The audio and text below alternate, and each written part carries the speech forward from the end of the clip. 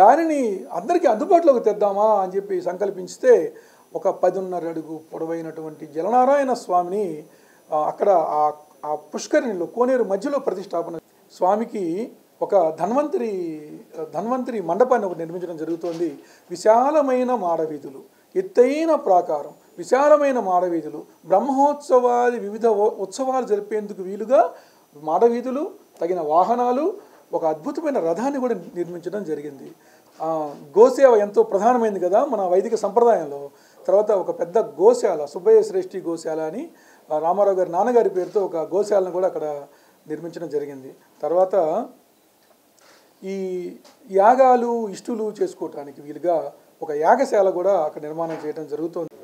ఈ మార్చి 1వ తారీఖు నుంచి మరి మార్చి 6వ తారీఖు వరకు ఈ దేవాలయ ప్రారంభోత్సవాలు ఉంటాయి.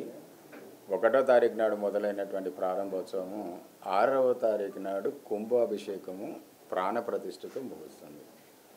ఈ 6వ తారీఖు నాడు ప్రాణప్రతిష్ఠ అంటే మన శ్రీ శ్రీ శ్రీ త్రిదండి చిన్నజీయర్ స్వామివారి కరకమలంలోచే ప్రాణప్రతిష్ఠ జరిగిన తర్వాత ఆ కళ్ళగంటలు ఇప్పిన తర్వాత మన జనబాహుల్యానికి ప్రథమ దర్శనము ఆ రోజు నుంచి మొదలవుతుంది.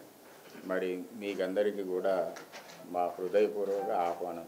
1వ తారీఖు నుంచి 6వ తారీఖు వరకు మరి వీలున్న రోజులో వచ్చి మరి స్వామివారిని దర్శించుకొని మరి ఎందుకంటే ఇవాళ ముఖ్యంగా మనము స్వర్ణగిరి దేవాలయము నూతన ప్రాణప్రతిష్ఠ మార్చి 1వ తారీఖు నుంచి 6వ తారీఖు వరకు అధివాసాలు అన్నీ చేసుకొని స్వామివారికి 6వ తారీఖు నాడు కుంభప్రోక్షణ ప్రాణప్రతిష్ఠ కార్యక్రమాన్ని నిర్వహిస్తున్నాము. సో మీ అందరి తరఫున ముక్కోటి దేవతలకు సాక్షిగా నిర్మించబడ్డ ఆలయము అఖలాండ కోటి బ్రహ్మాండ నాయకుడు వెంకటేశ్వర స్వామి కృపతోటి ఆ ఆలయం నిర్మాణం చేయడం పడింది.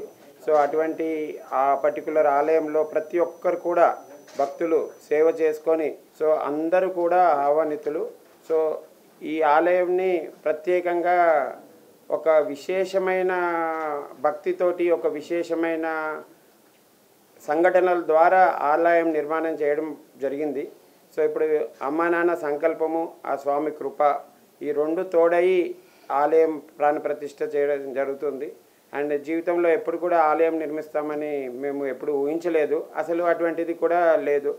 కానీ ఆ స్వామి సంకల్పము ఆ పవరు వాళ్ళ అమ్మా నాన్నకి ఇచ్చిన అది వాళ్ళ అలా చెయ్యాలి కంపల్సరీ అన్నట్టుగా మైండ్లో స్వామి సంకల్పించి చెప్పడము, ఈ టోటల్ థింగ్లో స్వామి మహిమని మా కుటుంబంలో మేము ప్రత్యక్షంగా వీక్షించడము. నిజంగా చెప్పాలంటే ఒక వ్యక్తి అన్నిటికన్నా ఇంపాసిబుల్ థింగ్ ప్రాణము. అటువంటి మా అమ్మగారిని మాకు తిరిగిచ్చాడు ఈ స్వామి. అది మేము ప్రత్యక్షంగా ఇంకా స్వామియే మా జీవితము మనసా వాచ కర్మణ స్వామికి అంకితం చేయాలన్న భావంతో దేవాలయం నిర్మాణం స్టార్ట్ చేయడం జరిగింది. నార్మల్గా ఈ వయసులో ఏంటి ఎక్కడ వెళ్ళాలి, ఎక్కడ వెళ్ళి ఎంజాయ్ చేయాలి, ఎక్కడ వెళ్ళి we have to look at on అనే ఏజ్లో అసలు ఈ విషయాలు తెలుసుకొని ఈ విషయాలు లైఫ్లో ఎక్స్పీరియన్స్ చేసిన తర్వాత it's very big change in the life అని చెప్పవచ్చు. బట్